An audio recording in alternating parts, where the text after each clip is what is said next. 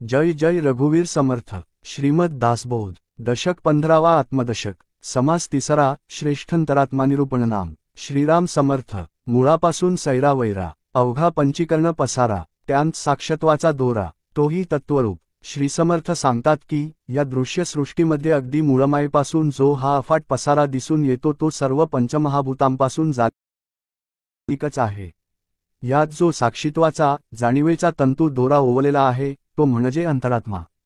हाही तत्वरूपच आहे। दुरस्त्या दाटल्या फौजा उंच सिंहासनी राजा याचा विचार समजा। अंतर्यामी दोन्ही बाजूला सैन्य दाटून भरलेले असते आणि उंच सिंहासनावर राजा बसलेला असतो।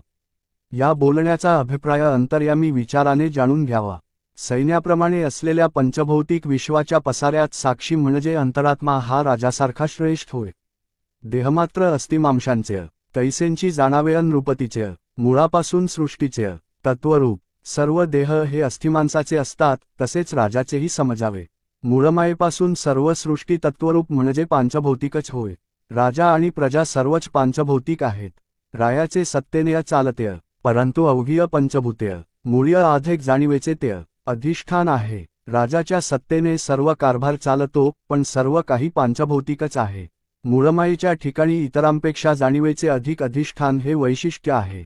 विवेके बहुत पैसावले म्हणून अवतारी बोलिले मनु चक्रवर्ती जाले येणेंची न्याय। विवेकाने जे व्यापक झाले त्यांना अवतारी म्हणतात। या न्यायानेच मनु आदींना चक्रवर्ती म्हटले जाते। जेथे उदन जाणीव तेची तितुके सदैव थोडे जाणीवेने नरदेव होती लोक। ज्यांच्या ठाई उदन जाणीव असते ते भाग्यवान होत। अल्प जाणीव असेल तर लोक निर्दयी करंटे होतात।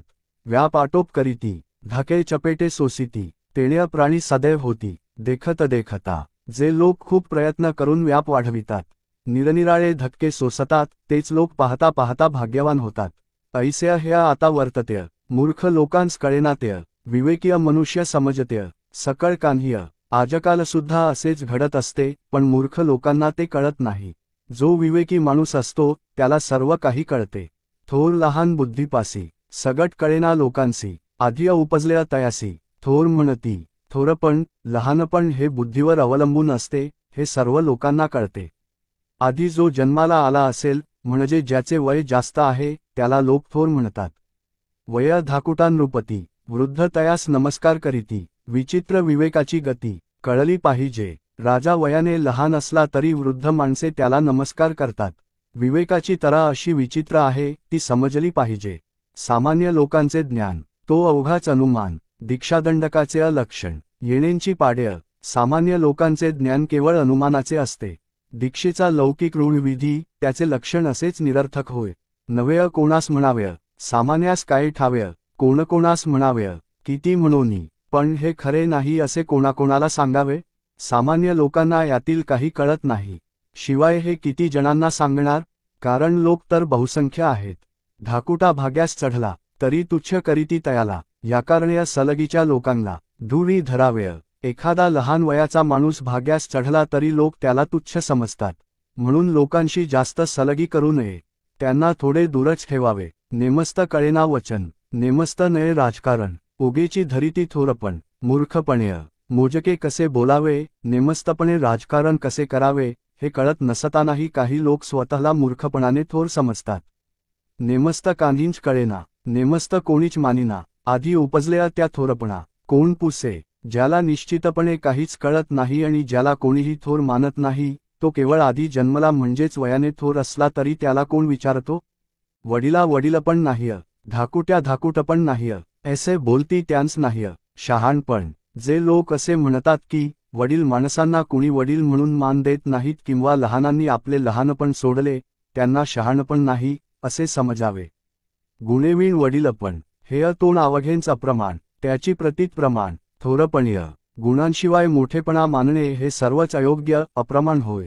थोरपणा हा प्रचितीवर प्रमाण मानावा तथापि वडिलांस मानाव्य। वडिलेय वडीलपण जाणाव्य नेणता पुढे कष्टाव्य थोरपणीय। तथापि वयाने वडील असणाऱ्यांनाही मान द्यावा पण वडील माणसांनीही आपले वडीलपण खरे नव्हे हे जाणून घ्यावे नाहीतर पुढे म्हातारपणी त्रास होईल। तस्मात वडील अंतरात्मा जेथे चेतला तेथे महिमा हे तोंड प्रगटची आहे आम्हा शब्द नाहीय म्हणून सर्वात वडील म्हणजे श्रेष्ठ जो अंतरात्मा तो जेथे प्रकाशित जागृत झालेला असतो त्या माणसाला मोठेपणा प्राप्त होतो हे तर उघडच आहे. असे म्हटल्याने आमच्याकडे दोष येत नाही. याकारण्य कोणी ऐक्य शहाणपण शिकाव्य विवेक्य विवेक न शिकता तुक्य तुटून जाती. म्हणून कुणाही माणसाने विवेकाने शहाणपण शिकून घ्यावे.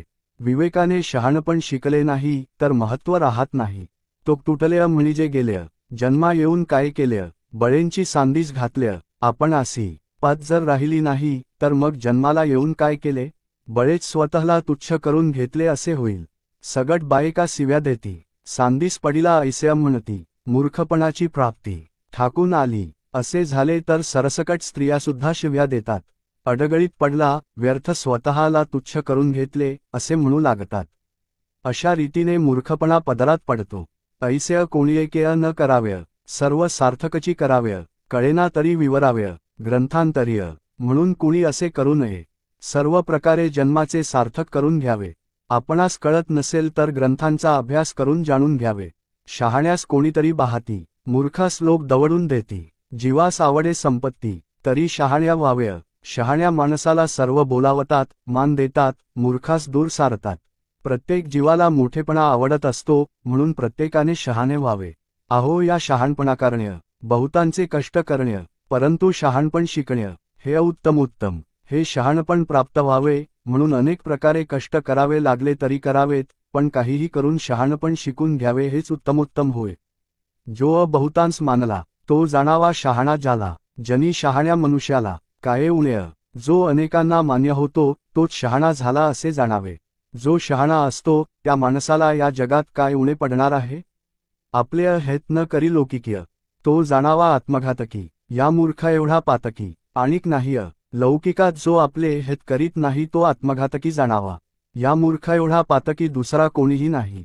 आपण संसार्य कष्टतो लोकांकरवी रागेजोन घेतो जनामध्ये शहाणा तो ऐसे न करी. आपण संसारात कष्ट करतो पण मूर्खपणामुळे लोकांकडून रागवून घेतो.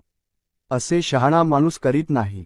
साधका शिकविले स्वभाव्य मानेल तरी सुख्य घ्याव्य मानेना तरी सांडाव्य. एकीकडे श्रीसमर्थ म्हणतात की मी साधकांना स्वाभाविकपणे हे शिकविले आहे. त्यांना पटले तर त्यांनी सुखाने घ्यावे.